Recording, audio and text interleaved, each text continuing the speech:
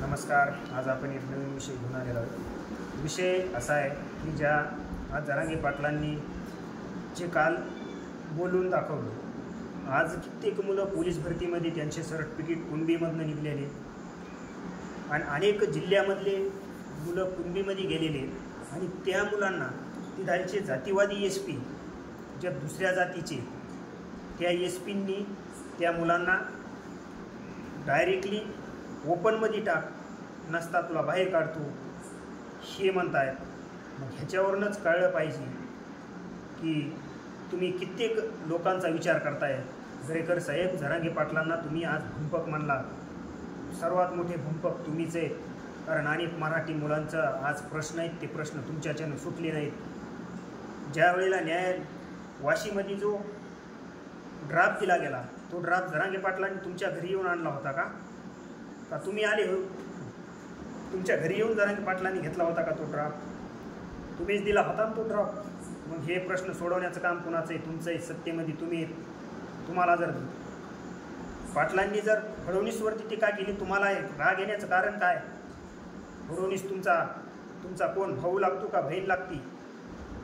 कारण फडणवीस हा प्रत्येक महाराष्ट्रातला नेता आहे. तो प्रत्येक महाराष्ट्रातला व्यक्ती टीका करू शकतो. तुम्ही अडवण्याचं काय? संविधानामध्ये कुठेही टीका करू नये असं संविधानामध्ये जर लिहिलेलं असेल तर ते दाखवा आम्हाला. कारण तुम्ही जो व्यक्ती आज 1 वर्ष होईल, 29 तारखेला 1 वर्ष कंप्लीट, 1 वर्षापासून आज उपोषण चालू आहे. का भंपक म्हणताय तुम्ही? का तुमच्याच्याने प्रश्न सुटत नाहीत? आणि प्रश्न न सुटता तुम्ही त्यांना डायरेक्टली भंपक म्हणून टीका करता. अनेक विचारवंत गोळा करणार. हो, तुम्ही किती विचारवंत गोळा करायचे ती करा ना. ते विचारवंत कसे गोळा करणार आहे ते आम्हाला माहिती आहे तुमच्याच्यानी.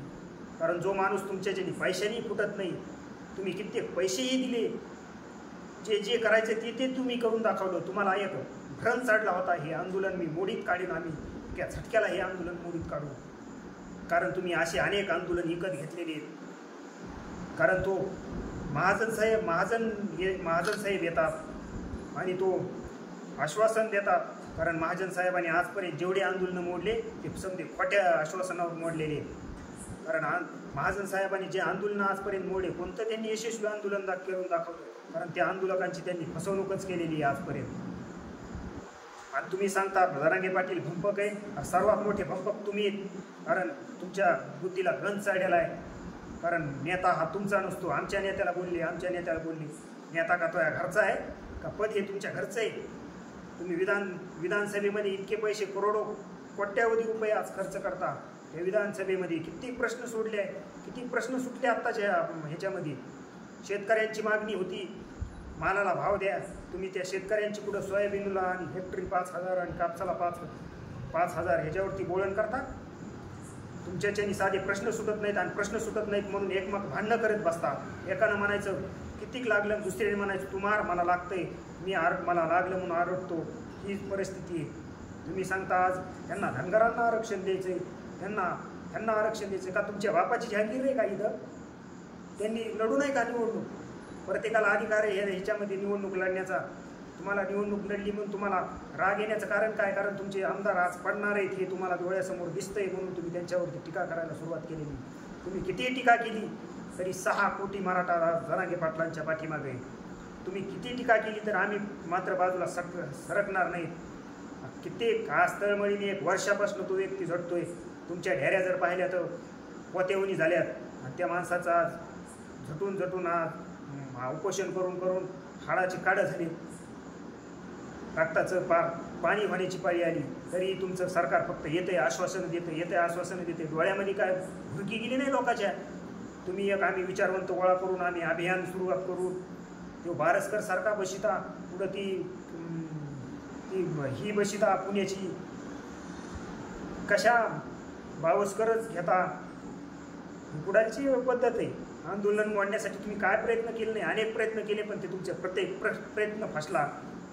मग आता कुठंतरी तो आंदोलन आणि कुठं मोडीत निघतंय का? ह्याच्यासाठी तुम्ही जे टीका करतात भंपक आहेत.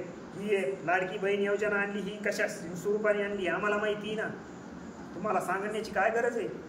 तुम्ही देणार किती दिवस आहेत हे आम्हालाही माहिती. कारण मध्य प्रदेश सरकार ही त्या योजनेमुळे आलं होतं म्हणून तुम्ही ती योजना आणली.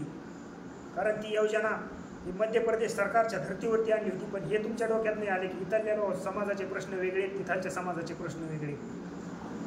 मग पुन्हा भाऊच आणला, पुन्हा आता काय काय आणणार तुम्ही, पुन्हा कुणाला देणार आहेत? आज महाराष्ट्रातले पैसे का तुमच्या खिशातले थोडेच जाते हे सामान्य जनतेच्या कष्टाचे घामाचे पैसे तुम्ही घालतात.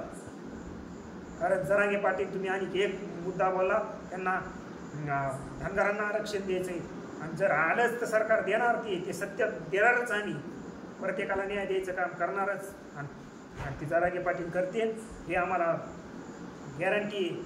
तुमच्यासारखे भंपक, तुमच्यासारखे गण चाडलेले, डोक्याला बुद्धीला गण चाडलेले लोक आम्हाला नको आहेत. एवढं बोलून थांबतो. जय हिंद, जय महाराष्ट्र, एक मराठा लाख मराठा.